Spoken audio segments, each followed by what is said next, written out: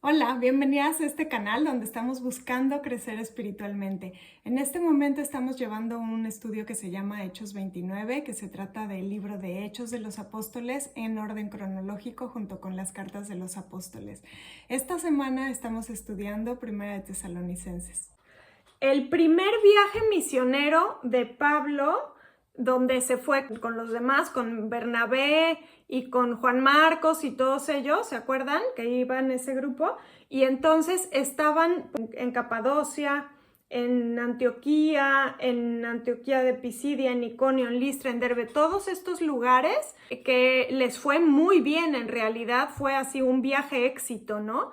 Ahora empiezan el segundo viaje cuando se van a Tesalónica. Desde el principio empezó mal. Empezó, para empezar, peleándose con Bernabé, ¿no? Desde el principio. Es más, antes de irse, se separaron y Bernabé se fue con Juan Marcos y Pablo se fue con Timoteo. Este es el segundo viaje. ¿Se fijan? Aquí está, pues, Israel.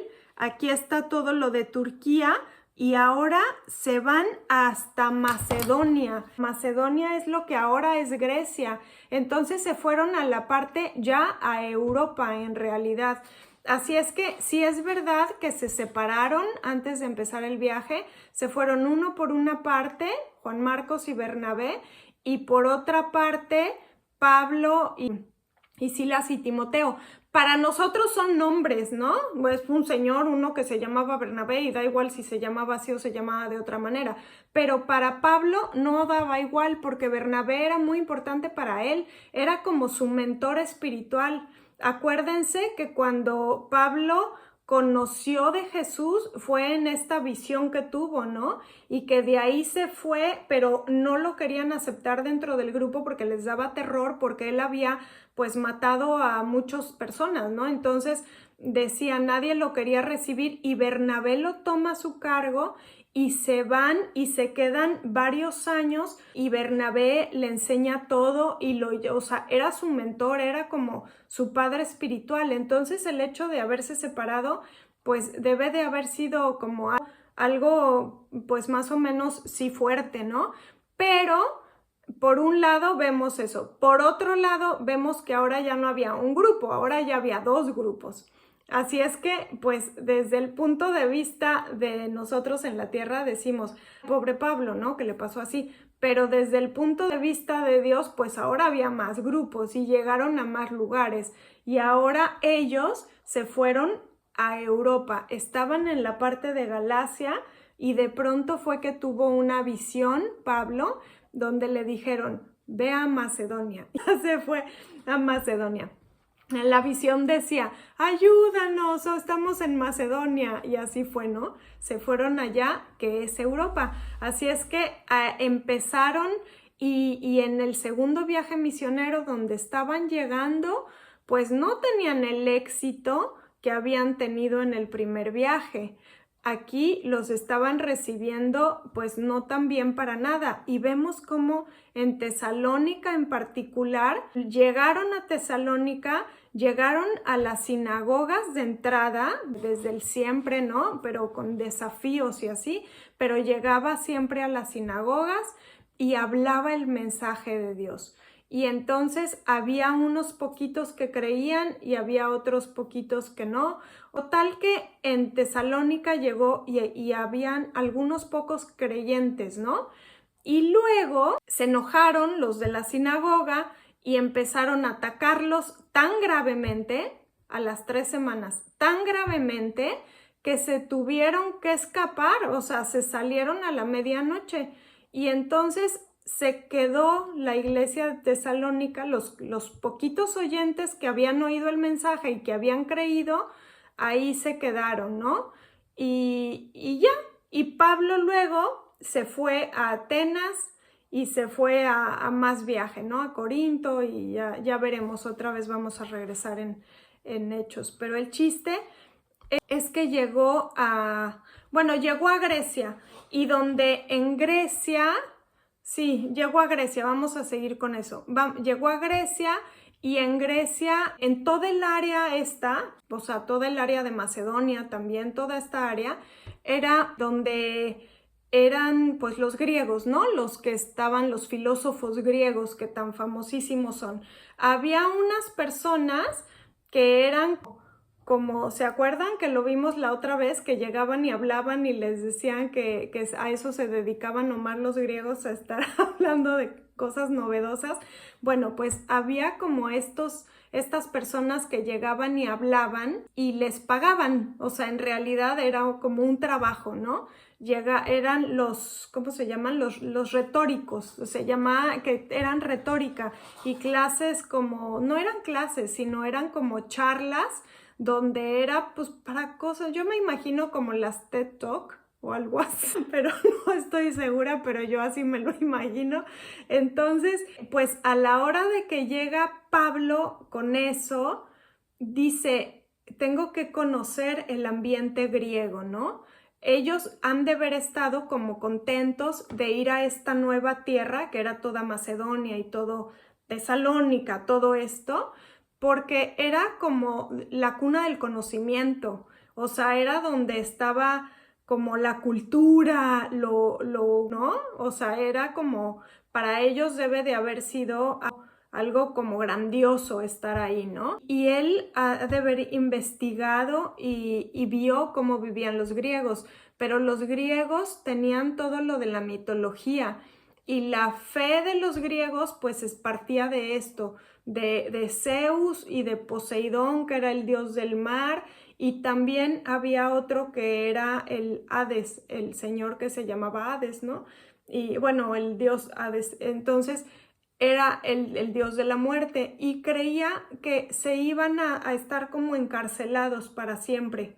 Entonces no tenían esperanza, tenían unos poquitos que vivían de una manera muy bien, unos poquitos tenían esperanza de una vida más agradable, pero todos los demás, que eran la gran mayoría, tenían una expectativa, una creencia de que se iban al Hades a estar en una cárcel como cárcel, ¿no? Entonces no tenían esperanza. Entonces para Pablo era como muy importante el hecho de decir, quiero diferenciarme de todos estos de la retórica, ¿no? De los filósofos. No quiero ser un mensaje más. No quiero que todo mundo me catalogue en el mismo costal que todos estos filósofos, porque él les venía a traer un mensaje completamente diferente. Y una de las cosas que hizo fue que no cobraba, porque los otros como que sí traían todo un tour y pues era como un trabajo, ¿no? Y Pablo no, Pablo desde que llegó empezó a trabajar, él hacía casas de campaña y él se sostenía a sí mismo, ¿no? Y los demás también. Entonces, para empezar eso y para seguir, como que desde el principio fue muy claro con el mensaje y para él era muy importante darles a entender, en especial a los tesalonicenses, el mensaje de esperanza después de la muerte, como que quería ser muy claro, hay libertad, o sea, hay vida eterna, no es como que van a estar en una cárcel. Les quería como contrarrestar todo lo que traían de fe ellos, ¿no? De creencias.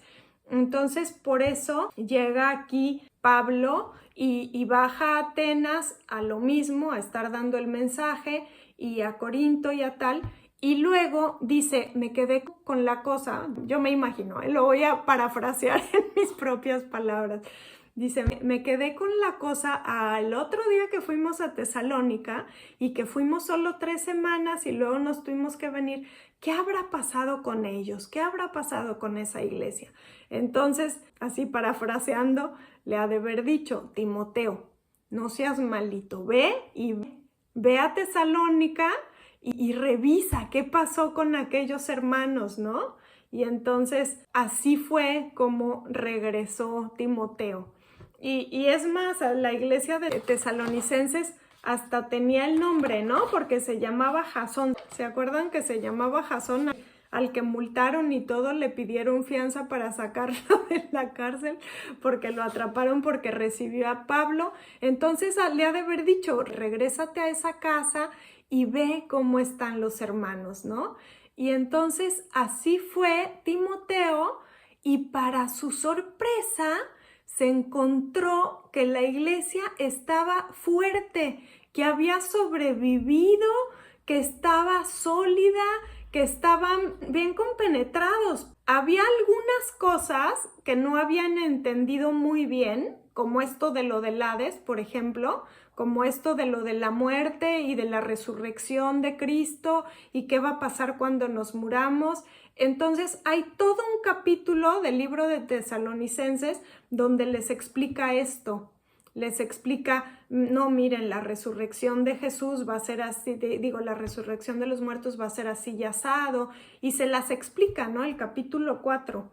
Y el primer capítulo, el segundo y el tercer capítulo empieza dándoles gracias, empieza diciendo, qué maravilla, esta maravillosa noticia que me viene a dar Timoteo, que la iglesia no nada más no se disolvió, sino se fortaleció, ha estado creciendo, ha estado uniéndose. Al principio les platica cómo comenzó, ¿no? La iglesia, cómo escucharon el mensaje del evangelio, y luego cómo creció, y en el tercer capítulo cómo se consolidó, ¿no? Con gozo, con gratitud.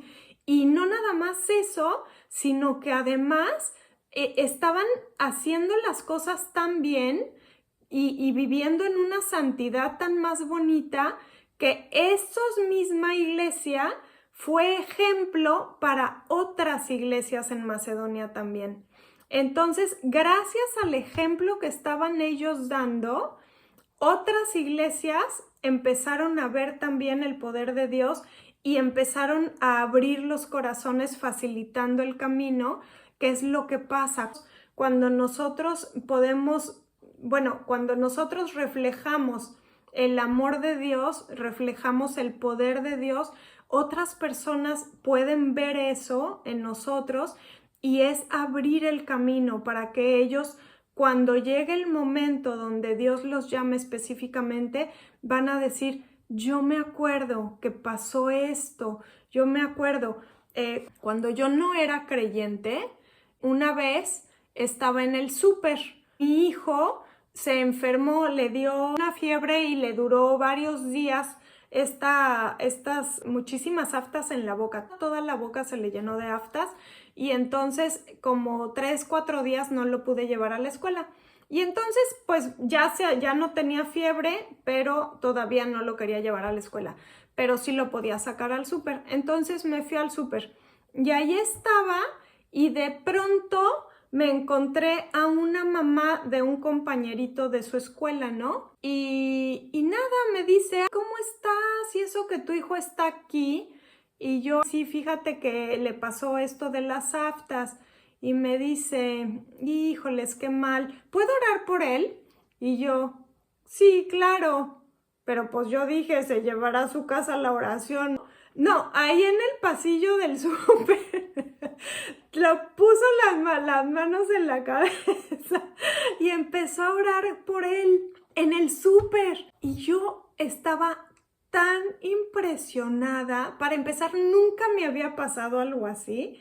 Y yo dije, como que, no sé, como que dije yo, ¿cómo puede ser que enfrente de toda la gente aquí en pleno súper pasillo y esta mujer ore por mi hijo? Dije yo, wow, se salió, así fue, ¿no? Fue algo que nunca había visto. Y entonces, pues me quedé muy impresionada, y luego le dije, bueno, sí, gracias, ya, ¿no? Pero se quedó en mi corazón. Realmente pues me acuerdo, y estaba mi hijo de 4 años, ¿no? Ahorita tiene 24, y me acuerdo perfectamente. Y ya después le dije, platícame, ¿cómo es que oraste por él? Y entonces ya me dijo, sí, fíjate que Dios cambió mi vida, y me empezó a platicar, ¿no? Y me invitó a un grupo en su casa, y luego nos mudamos de Colima, así es que ya no seguí, ya no la vi más, ¿no? Pero se quedó en mi corazón muy grabado. Pasó eso, no la volví a ver, no volví a saber de ella, se quedó. Al tiempo me dice mi hermana, tengo una amiga que quiere que le pinten un mural porque tiene una cafetería y entonces quiere un mural para ella. ¿Se lo pintas? Y yo, sí, cómo no, voy, ¿no? Le pinto el mural y entonces era una panadería que era para su hijo porque su hijo tenía parálisis cerebral y entonces ya era un poquito más grande, entonces necesitaba tener trabajo y pues era el único trabajo que estaba posible, ¿no? Así es que abrieron entre los dos esta panadería y el dibujo era una persona muy grande, o sea, de no sé, 2 metros, era una señora haciendo pan. Estaba muy bonito el dibujo. Y quería que a lo largo de toda la orilla de la casa, de la cafetería, dijera que todo lo que hagas sea hecho con amor, como para Dios y no para los hombres.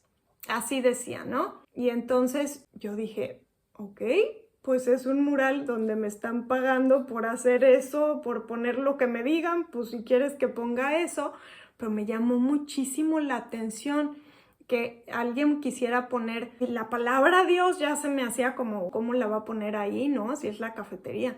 Y entonces me empezó a platicar que ella antes vivía, que no creía, ¿no? Que, o sea, sí creía en Dios, obviamente, pero como aquel Dios lejano. Pero que llevaba a su hijo a clases de todo, a todas las terapias habidas y por haber, ella llevaba a su hijo y que su hijo no cambiaba, no mejoraba o daba unos mini mejoras, pero que no o sea, no daba ninguna cosa que ella estuviera como, qué bueno, sino como que puras así de, no, ¿por qué no? Y dice que su corazón estaba muy apachurrado todo el tiempo y que estaba como queriendo que su hijo hiciera las cosas diferentes, ¿no? Y entonces dice que dentro del mismo grupo de las mamás que llevaban a la terapia a todos los niños, había una señora que estaba, dice ella, que genuinamente contenta.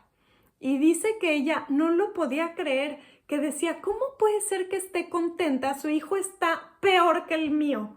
¿Y cómo es posible que esté tan contenta y tan alegre y que le aplauda cuando no se salió, ni siquiera se pudo salir solo de la alberca? Mi hijo por lo menos se sale solo de la alberca.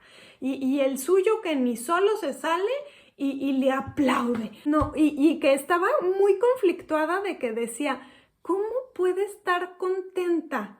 Y entonces, y dice que ella no estaba contenta y que lo llevaba a todas las terapias porque quería que cambiara tantas cosas el niño, ¿no? Y entonces dice que un buen día se animó y que le dijo a la señora, ¿cómo es posible que siempre estás contenta? ¿Por qué no te veo como esta cosa, ¿no? Que pues no le parecía normal.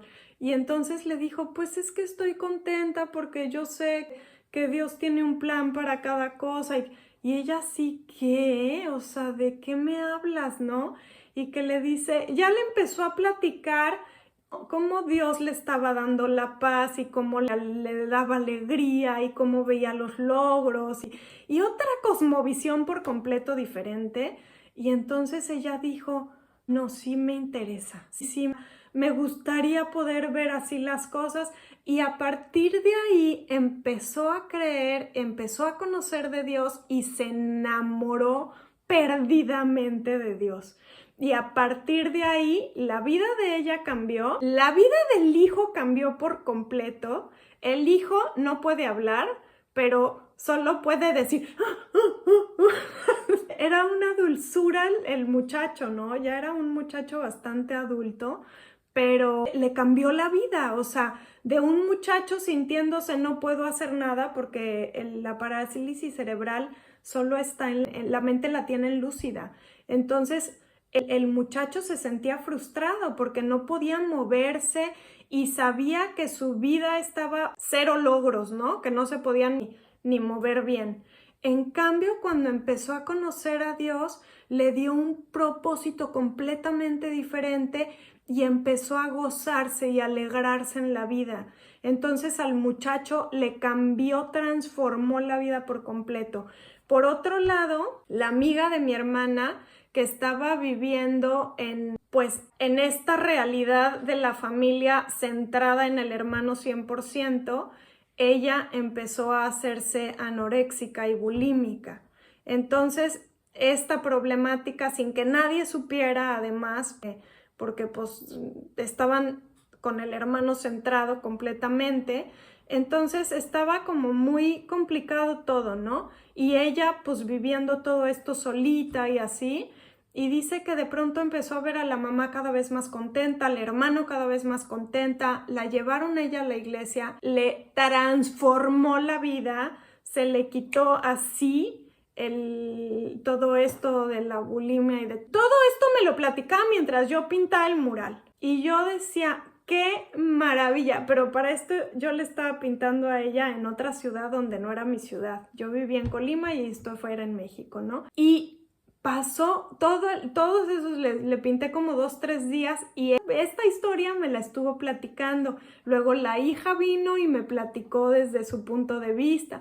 Todo esto yo estaba tan impresionada, pero tan impresionada. Decía yo, qué increíble lo que les pasó. No volví a saber bueno, obviamente sí volví a saber de ellos porque es amiga de mi hermana, pero no volví a tener plática con ellas. Nomás me regresé a mi casa y se me quedó. Yo en ese entonces no creía, no era nada relevante para mi Dios, pero se me quedó en mi corazón. Y pasó mucho tiempo. No me volví a acordar de esto, ni de la oración del súper, ni de este mural. Solo dije yo, qué bonitas esas historias. Ya. A la hora que yo conocí de Dios, que llegó mi momento, entonces fue que empecé a atar cabos y empecé a decir, la del súper era creyente. Y luego dije, la hermana, la amiga, esto fue lo que les pasó a ellos. Cambiaron, como que todo empezó a caer así como Tetris en mi cabeza. Y fue un momento donde yo dije, todo tiene cuadratura.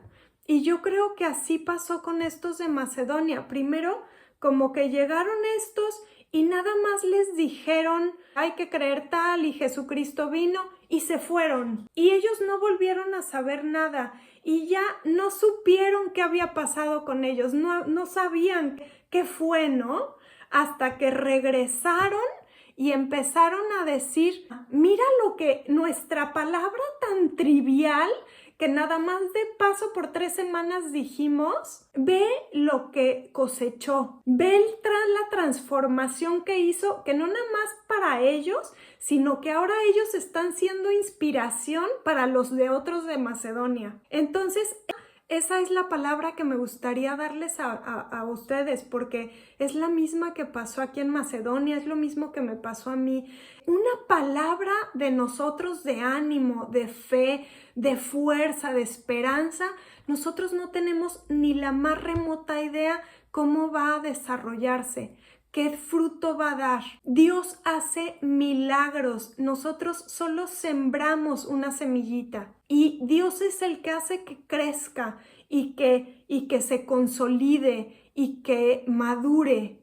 Entonces, a nosotros nos estamos llamados a compartir, ¿no? A nosotros, así como Pablo y Timoteo, que llegaban y veían y de levantar el reino de Dios, ¿no? Pero esas palabras tan pequeñitas en tiempo, 3 semanas no es nada, vean el fruto que rindió, que ahorita tenemos una carta completa, bueno, de hecho más cartas completas a tesalonicenses en la Biblia, por un chispacito de plática.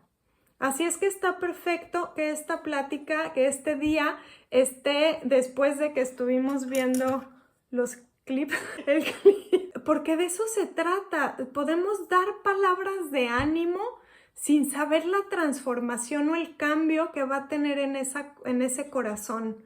Nosotros no sabemos qué Dios está tratando de prender por medio de un comentario, de una oración. A partir de eso, me ha pasado que estoy viendo a alguien cojeando, por ejemplo, y le digo, ¿cómo estás? Y me dice, me está doliendo la rodilla. Señoras desconocidas, ¿no? Y le digo, ¿puedo orar por ti? Sí, y me hinco y oro por la gente y sí que se quedan como de A4, pero yo me quedé de A4. Y al tiempo, ok, o sea, esta es la valentía que, o sea, yo cuando me pasó esto de la señora que oró por mi hijo en el súper, dije yo, qué impresión que le importe más la oración que la pena, ¿no? O sea, se aguanta la pena con tal de orar, dije yo, ¿cómo? O sea, tiene que tener más fuerte la fe que el temor, ¿no? Que la vergüenza. Y para mí fue algo así súper de no creerse. Entonces, pues esta carta es esto, una exhortación a hablar a que nosotros no sabemos en qué van a derivar. Y los últimos 2 capítulos hablan de cómo vivir en santidad.